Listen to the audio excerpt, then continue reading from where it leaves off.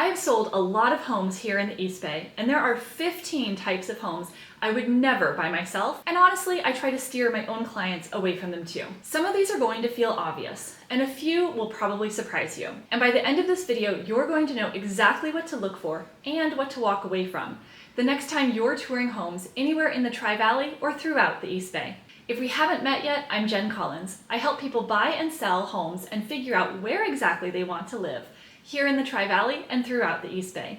Most of the people we work with are either relocating, upsizing, downsizing, or just trying to make a smart move without regretting it later.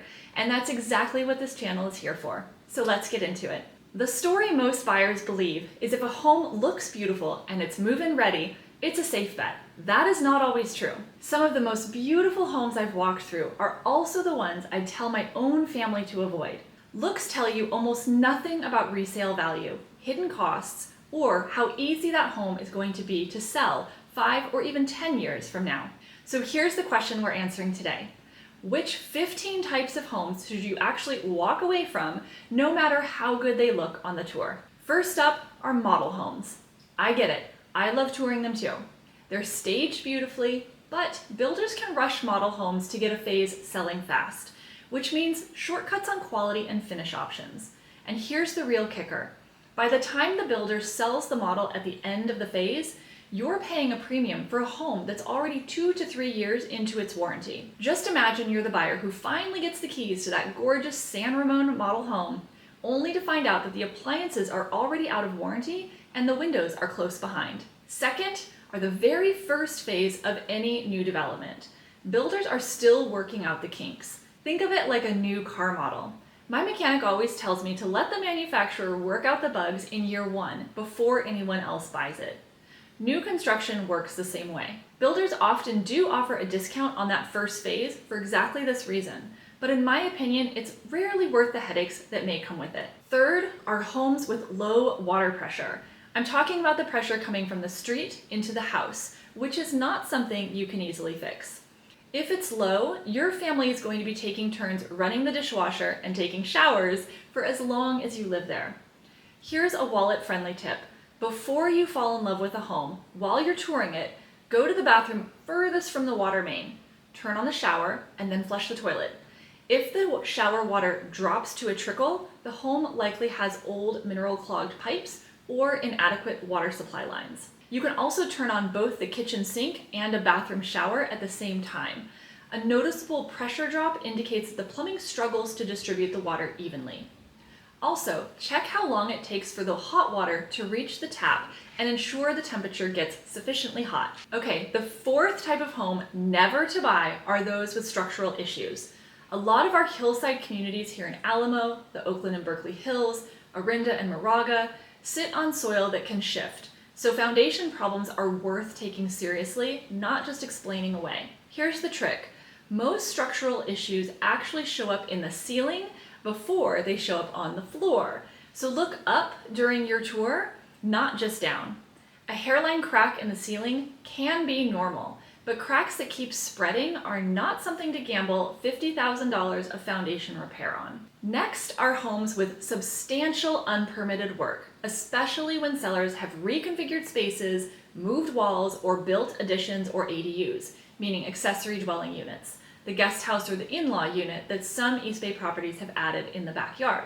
Just imagine you pay a premium for a home because it comes with a finished ADU, only to find out that the city never approved it, and now you're the one who has to bring it up to code, or worse yet, tear it down. Always ask the city's permit department and check permits before you buy. Sixth, it's usually best not to buy the most expensive home in the neighborhood. It feels like a dream to own the nicest house on the block, but homes priced below yours drag your value down, while homes priced above yours pull your value up. Try to buy middle of the range, not the unicorn. Seventh, please do not buy in a genuinely bad location. As they say in real estate, location, location, location. And it's true. You can't move a home to a new location, so make sure the location your new home is in fits your needs and you understand the potential for future resale. Homes that are discounted compared to the market may feel like a good deal, but when they're discounted due to location, you'll be facing that same challenge when you're ready to sell. Bad locations are homes that back to a busy stretch of a loud major road, homes that sit right along the train tracks or against highways, or homes that back up to power lines are all things that limit your buyer pool later, no matter how updated the inside is. I would always rather sell a plain house in a great location than a gorgeous house in a rough one. Okay, if you're watching this because you're currently touring a home and it checks one of these boxes, don't panic. This isn't about scaring you off of buying. It's about making sure your eyes are wide open before you write an offer. Drop a comment below and tell me which one of these homes you've run into. I read every single one. And if you want our buyer guide, scan this QR code for all of our buyer resources. If you're touring homes anywhere in the East Bay, whether that's Danville, San Ramon, Walnut Creek, or Berkeley, I'd love to help you shop smart. Reach out for complimentary, no pressure, no obligation consultation. And if you're house hunting somewhere outside of our area, whether that's another part of California or clear across the country, we have an expert vetted referral network of agents that I would send my own family to, and I'd love to connect you with one of them. That brings us to the 8th type of home, those with 0 lot lines, meaning your fence actually isn't your fence line, it's your neighbor's exterior wall. That means their contractor is on your property to maintain their side, and any water intrusion or landscaping issue on your end can become a dispute with someone else's home. It creates a resale and privacy headache that a lot of buyers don't see coming until they already own it. Next, and 9th, are homes with a lot of levels and stairs. A lot of our hillside East Bay homes have 3 or 4 levels with steps up to the front door and steps down to the backyard. They're charming to tour, but much harder to sell later because fewer buyers want to manage that many stairs in the long term. Besides, just think about lugging all your groceries up all of those stairs to the front door. 10th, homes that are too unique or overly custom. I know the temptation. That one-of-a-kind design just speaks to you. But the more specific and personal a home style is, the smaller your future buyer pool gets, and the more likely you are to face a discount request from a buyer who frankly just wants to rip all of that out. Okay, number 11. And this one is a little complex, but please don't buy unwarranted attached condos. If an entire HOA community doesn't carry the proper insurance limits, lenders consider the whole building unwarrantable, meaning buyers either need all cash or end up with a much higher mortgage rate to purchase there. If you're downsizing into a condo because you want someone else handling the roof and the exterior, please have your agent dig into the HOA's insurance standing before you fall in love with the floor plan. Similarly, 12th are homes or condos in an HOA with pending litigation. If there's pending litigation on an HOA, once that is resolved, it could result in a large and unexpected special assessment, which is passed on to the homeowners. 13th, homes in flood zones, and here in the East Bay, homes in wildfire risk zones deserve some similar caution. Both can mean higher insurance costs, and it can be harder to get coverage at all. And there will likely be smaller pool of future buyers willing to take on that risk with you.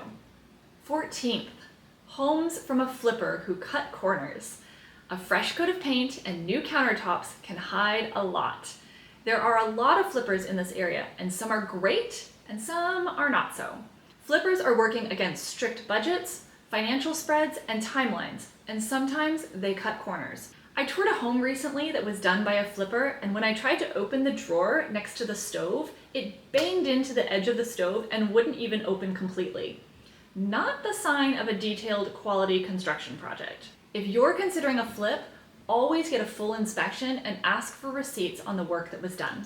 Finally, 15th are older homes with deferred maintenance, unless renovating is genuinely something you enjoy.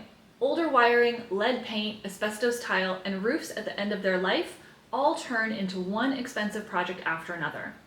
If restoration is your hobby, that's wonderful. If it's not, be honest with yourself before you buy the character over the practicality, and then wind up spending every weekend of the next 2 years working on your to-do list. So, which homes should you actually walk away from? If you're a first-time buyer in the East Bay, the model home and first phase traps are often the ones to watch closest, since they're marketed hardest to buyers just starting out. If you're downsizing into a condo, the unwarrantable HOA and HOA litigation issues deserve real attention before you sign anything. And if you're looking at a hillside property in Alamo, Oakland, Orinda, or Moraga, get a real look at the foundation and the number of levels before you commit. And if you're simply falling in love with a home on paper, remember that resale value and hidden costs matter just as much as how well the house photographs. The best home isn't always the prettiest one on the tour. It's the one that holds its value, keeps its costs predictable, and is still easy to sell when your life changes down the road. If this video was helpful to you, and I hope it was, hit the like button, subscribe to our community, and turn on notifications so you don't miss the next one. And if you know someone starting their home search here in the East Bay, please send this to them. I'm Jen with the Jenn Collins Group, and we help people make smart, confident moves here in the East Bay, whether that's next month or a year from now. If you're planning to buy or sell your home in the East Bay, I'd love to guide you through the process, and you can start with our buyer and seller guides at the QR code here. Call or text me at the number below to schedule a complimentary, no obligation strategy session with me. Thanks so much for watching, and I'll see you in the next video.